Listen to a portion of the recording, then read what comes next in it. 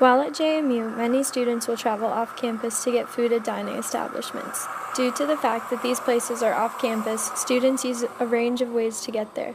Some students have cars if they are sophomores or older, so they can get to off-campus restaurants relatively easily. Others take the bus to places like the mall or the shopping center with Smoothie King. After interviewing a number of students on the JMU campus, I found that most freshmen either walk to off-campus dining or get rides with upperclassmen. There was also a consensus among the upperclassmen that when people had a car, the majority of them ate off campus because they could access it much easier than people without cars. I asked a junior where she went to eat, and this is what she said. What grade are you in? I'm a junior. Okay. Where do you go to eat off campus? I like Chinello's, Bella Luna, Qdoba, Chipotle. Okay. Do you have a car? Yes. Okay. And that's how you get places? Yeah, it's very quick. Does having a car affect where you go to eat?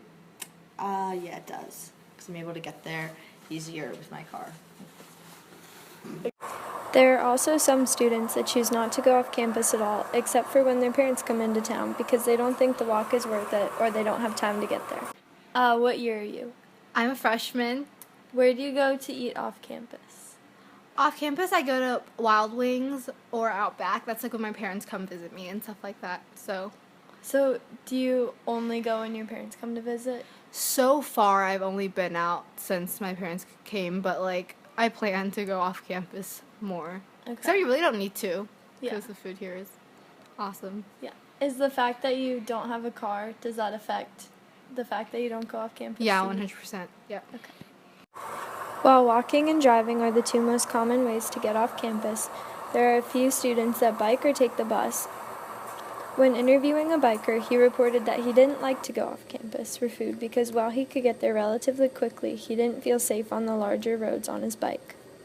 The way JMU students get to food may vary, but everyone can agree that Qdoba is well worth the walk. Now that we've seen the connection between mobility and food off campus, we will jump on campus to see what types of mobility and habits affect the eating choices of students. Looking at the different ways that mobility and food are connected can give listeners insight into their own habits. How do you choose where to eat? Are your habits set by your schedule, your mode of transport, or do you just follow your stomach? Next time you go out to eat, take note of how you get there and why you chose what you did.